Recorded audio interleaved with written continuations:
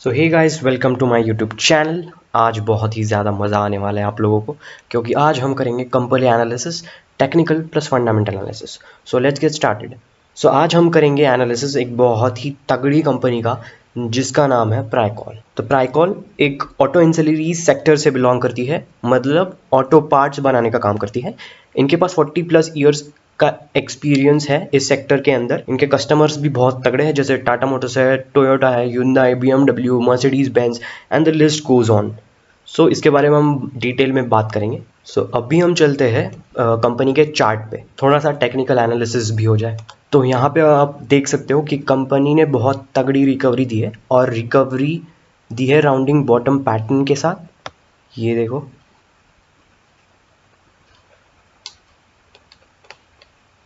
Round तो नहीं निकला यार, मैं क्या करूं, फिर जॉब छोड़ दूं? बट समझ लो यार।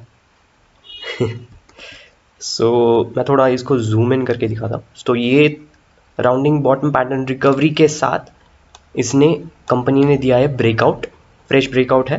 अभी रिसेंट जैन में ही दिया है ब्रेकआउट, और अभी इस टाइम पे कंपनी कर रही है कंसोलिडेशन। और नीचे आप देख सकते हो कि वॉल्यूम एक्यूमुलेशन हो रहा है, मतलब कोई बड़ा प्लेयर इस कंपनी को बाय कर रहा है। somebody is interested, some big players are interested in this company, so they are accumulating it. so ये कंपनी के शेयर्स बाय कर रहे हैं, और प्राइस को नीचे ही रखा जा रहा है, क्योंकि वो जब बाइंग कंप्लीट कर देंगे तब आएगा कंपनी में ब्रेकआउट। समझ रहे हो? समझ रहे हो आप? समझ रहे हो ना? सो ये कंपनी है सिर्फ और सिर्फ लॉन्ग टर्म के लिए। आप 2 साल इस कंपनी को रख सकते हो आपके हिसाब, ठीक है, ओनली फॉर लॉन्ग टर्म। तो ये है इसका चार्ट पैटर्न, और चार्ट पैटर्न बहुत ही तगड़ा लग रहा है। और कंपनी बना रही है हायर हाइज हायर लोज, अब ट्रेंड में है कंपनी। ये देखो, हायर हाइज हायर लोज। बहुत ही बढ़िया तगड़ा चार्ट पैटर्न है कंपनी का। और कंपनी यहाँ से होगी डबल, 3 टाइम्स, 4 टाइम्स, जो भी है।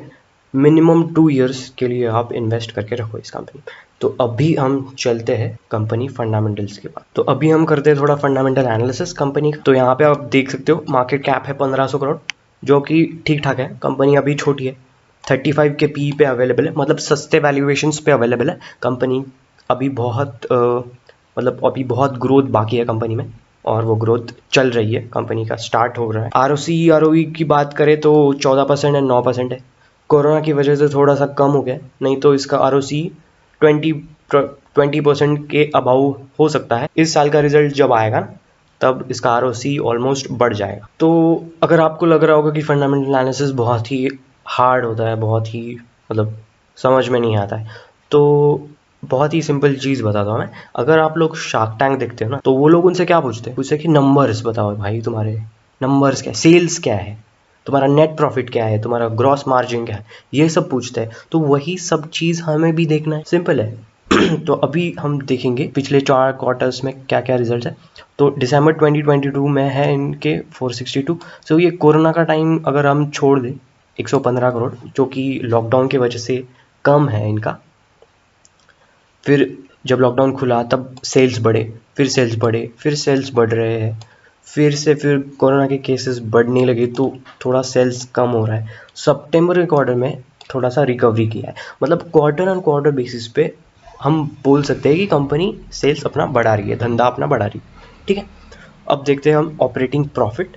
सो ऑपरेटिंग प्रॉफिट का भी सेम है, लॉकडाउन की वजह से थोड़ा हिट नेगेटिव में चला गया, फिर से रिकवर किया, फिर कोरोना के केसेस बढ़े, फिर से कम हुआ नेट प्रॉफिट। फिर अभी सितंबर के क्वार्टर में जब कोरोना के केसेस कम हुए, तो धीरे धीरे ऑपरेटिंग प्रॉफिट बढ़ रहा है कंपनी का, ठीक है। तो अच्छा खासा ग्रोथ कर रही है कंपनी। ऑपरेटिंग प्रॉफिट मतलब बिजनेस ऑपरेशंस थ्रू कितना पैसा आ रहा है उनकी जेब में, बिजनेस मतलब उनका धंधा चलाने से उनको कितना फ़ायदा हो रहा है, कितना प्रॉफिट आ रहा है, तो वो होता है operating profit. Operating profit margin ये होता है, ऑपरेटिंग प्रॉफिट मार्जिन मतलब ऑपरेटिंग प्रॉफिट को परसेंटेज टर्म्स में करेंगे तो ऑपरेटिंग प्रॉफिट मार्जिन में, कोई सेंस है इस बात की? ठीक है। तो ये भी काफ़ी अच्छा है, रिकवर हो रहा है कंपनी। तो नेट प्रॉफिट की बात करें तो कोरोना के टाइम में तो नेगेटिव में था, फिर थोड़ा बढ़ा, फिर कम, फिर केसेस बढ़ने लगे, फिर कम होते रहा, फिर जून में 6 हुआ, 1 से 6 करोड़ हुआ, फिर 15 करोड़ सितंबर के क्वार्टर में। तो धीरे धीरे नेट प्रॉफिट बढ़ रहा है, जैसे जैसे स्टेबल हो रहा है बिजनेस, सारे बिजनेसेस जैसे जैसे स्टेबल हो रहे हैं वैसे वैसे इनका नेट प्रॉफिट भी बढ़ रहा है, जो कि बहुत ही अच्छी चीज़ है। तो ये है प्रॉफिट एंड लॉस स्टेटमेंट, जो कि बताता है ईयर ऑन ईयर सेल्स कितने हैं। तो देखते हैं मार्च 2020 में 1200, फिर 1400, फिर 1600, फिर मतलब धीरे धीरे सेल्स भी बढ़ रहा है कंपनी का, जो कि बहुत ही अच्छी बात है। ईयर ऑन ईयर बेसिस पे कंपनी अच्छा परफॉर्म कर रही है। ऑपरेटिंग प्रॉफिट की बात करें तो 13 करोड़, 170, 180 करोड़, फिर 200 करोड़ के आगे गया। ऐसे करते करते ऑपरेटिंग प्रॉफिट भी बढ़ रहा है ईयर ऑन ईयर बेसिस पे। नेट प्रॉफिट भी स्टेबल है, बुरी बात नहीं है, स्टेबल है, अच्छा खासा है, नेट प्रॉफिट भी जमा कर रहा है कंपनी, तो बहुत ही अच्छी बात है। अब बात है बैलेंस शीट पे, तो अभी देखते हैं बैलेंस शीट। तो बैलेंस शीट दिखाने से पहले मैं आपको मनी कंट्रोल पे दिखाना चाहता हूँ। तो ये प्राइकॉल का बैलेंस शीट है। तो रिजर्व्स देखते हैं हम। रिजर्व्स मतलब क्या? रिजर्व्स मतलब कैश रिजर्व्स, मतलब कंपनी के पास कितना कैश है इन हैंड, उनके पास कितना कैश है अभी फिलहाल। तो देखते हैं मार्च 17 से 800, फिर 869, फिर 630, कम हो रहा है, फिर कोरोना की वजह से बहुत ज़्यादा कम हुआ, फिर धीरे धीरे रिकवर हो रहा है, मतलब कंपनी का कैश जनरेट हो रहा है, रिजर्व्स आ रहे हैं कंपनी के पास। अब देखते हैं डेट। डेट मतलब लोन या कर्जा, कर्जा कितना है कंपनी के पास। तो देखते हैं मार्च से थोड़ा 200 है, फिर 300, मार्च 2020 कोरोना की वजह से थोड़ा 300 करोड़ है, फिर धीरे धीरे कम कर रहे हैं। तो कंपनी अपना कर्जा धीरे धीरे अपने हिसाब से कम कर रही है। बट कर्ज हम डेट को रिजर्व्स की तुलना में देखें तो डेट जो है नॉट इवन 50%, मतलब 50% से भी कम डेट रिजर्व्स की तुलना में है। रिजर्व्स है 500 करोड़ और डेट है 180 करोड़, जो कि नॉट इवन 50% है ना।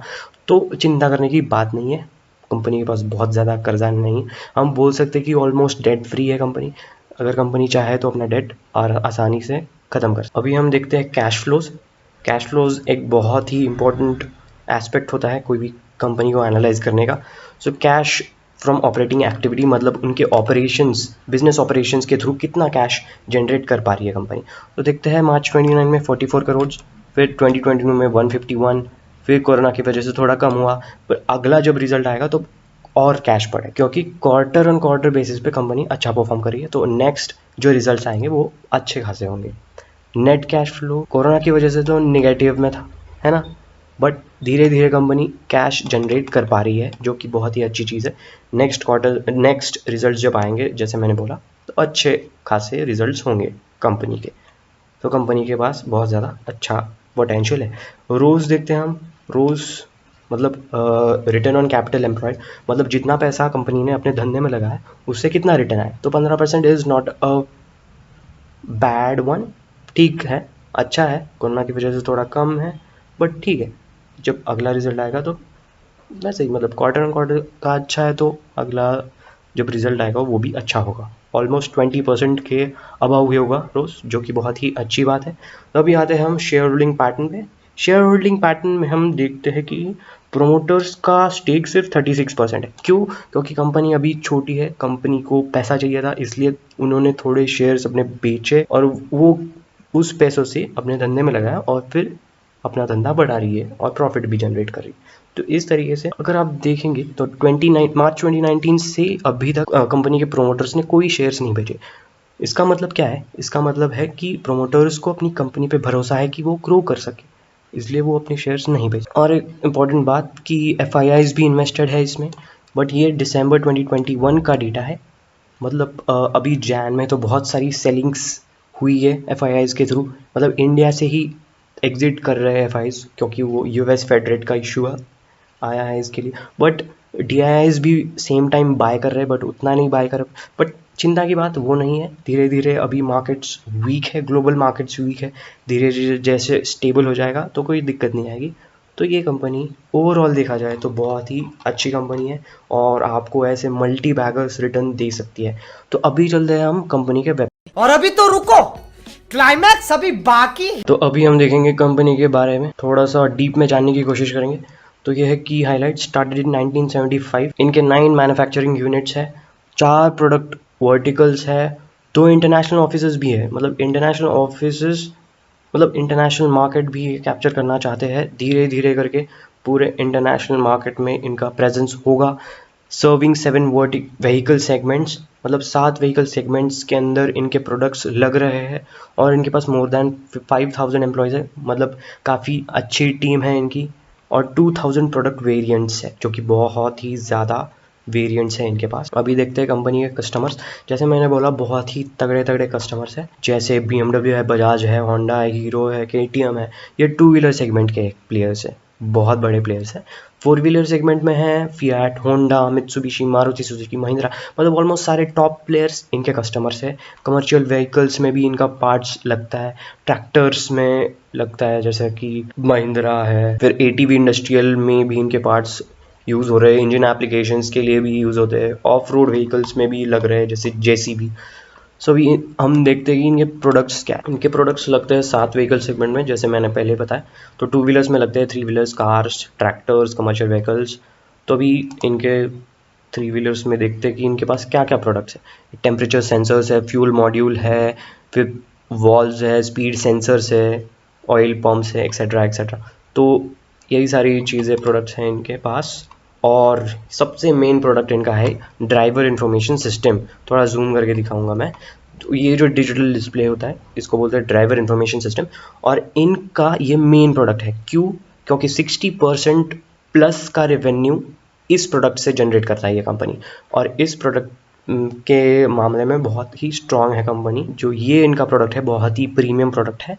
और आजकल के जो मतलब व्हीकल्स आ रहे हैं, उनके उनमें सब डिजिटल सिस्टम्स, मतलब इनके ही प्रोडक्ट्स वो ले रहे हैं। और अभी ईवीज़ का दौर चालू होने वाला है। अगले 5 साल तक तो ईवीज़ अच्छे खासे मतलब मैन्युफैक्चर होंगे, ईवीज़ यूज़ करेंगे लोग। तो इनमें भी इनका डिजिटल ये ड्राइवर इंफॉर्मेशन सिस्टम लगने वाला है। इनके और कस्टमर्स बढ़ेंगे और धंधा बढ़ेगा। सो अगले 5 साल तक इनका विजन बहुत ही अच्छा खासा बड़ा है। तो ये था कंपनी का छोटा सा एनालिसिस। और ये कंपनी इन्वेस्टेबल है मिनिमम 2 साल के लिए। मिनिमम 2 ईयर्स आप इन्वेस्ट करके रखो इस कंपनी को। और मेरे हिसाब से मैं इसको रखूँगा 5 साल तक। और एक छोटा सा डिस्क्लेमर देना चाहता हूँ कि अगर आप ये वीडियो देख रहे हैं, मेरे वीडियोस आते रहेंगे ऐसे कंपनी एनालिसिस पे, तो आप जाके सीधा बाय मत कर देना। अपने फाइनेंशियल एडवाइज़र को एक बार कंसल्ट करो, उनसे पूछो, फिर अपना डिसीजन लो, अपना खुद का रिसर्च करो, तभी आप अपना पैसा इसमें इन्वेस्ट करते रहो। एंड अगर आपको वीडियो अच्छा लगा, आपको अच्छी लगी तो ऐसे थोड़ा मार दीजिए हाथ, आप थोड़ा सा मार दीजिए। तो प्लीज़ यार लाइक शेयर सब्सक्राइब कर देना।